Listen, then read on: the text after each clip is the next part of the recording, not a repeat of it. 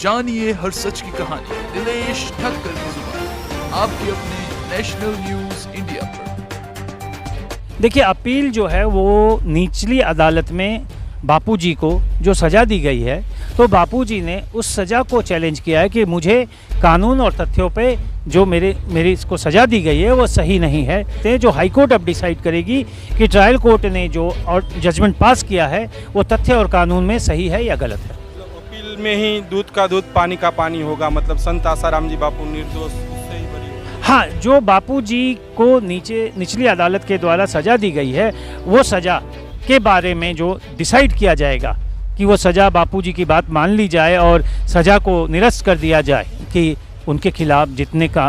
आरोप हैं वो निराधार, झूठे और मनगढ़ंत जो है लगाए गए हैं और एक षड्यंत्र के तहत लगाए गए हैं। ये हाई कोर्ट उनके अपील में निचली अदालत के जजमेंट को सेटिस्फाइड करेगी, ख़त्म करेगी और उन्हें पूरा भरोसा है कि वो बाइज्जत निर्दोष अपील में आएंगे बाहर।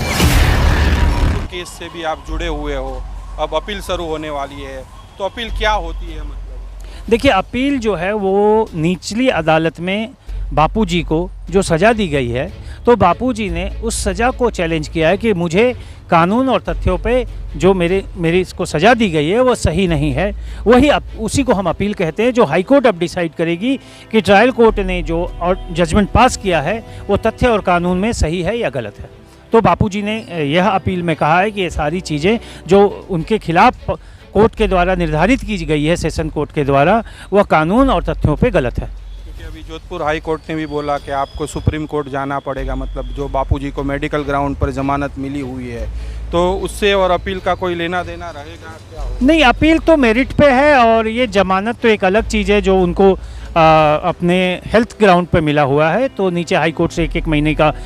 और एक्सटेंड हो चुका है, तो उस पर अब आगे ये उनकी जो टीम जो देख रही है, मेडिकल की टीम, मेडिकल के ग्राउंड पे बेल का, वो देखेंगे कि सुप्रीम कोर्ट वो आगे और एक्सटेंशन के लिए जाते हैं तो किस ग्राउंड पे जाते हैं, वो एक अलग चीज़ है। और अपील जो है बापूजी का वो दूसरी चीज़ है। मतलब अपील में ही दूध का दूध पानी का पानी होगा, मतलब संत आसाराम जी बापू निर्दोष, उससे ही बरी होगी। हाँ, जो बापूजी को निचली अदालत के द्वारा सज़ा दी गई है वो सज़ा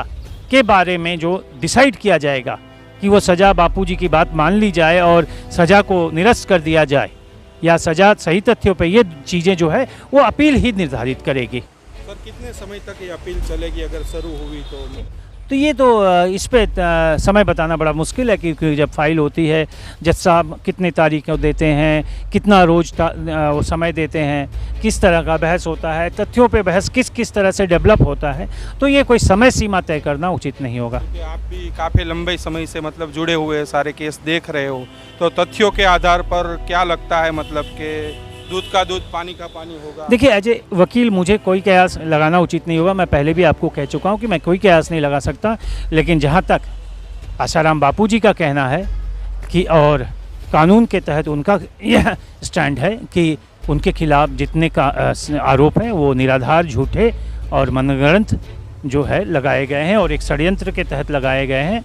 और उन्हें पूर्ण विश्वास है कि हाई कोर्ट उनके अपील में निचली अदालत के जजमेंट को सेटिस्फाइड करेगी, ख़त्म करेगी और उन्हें पूरा भरोसा है कि वो बाइज्जत निर्दोष अपील में आएंगे बाहर और हाई कोर्ट अपील में यह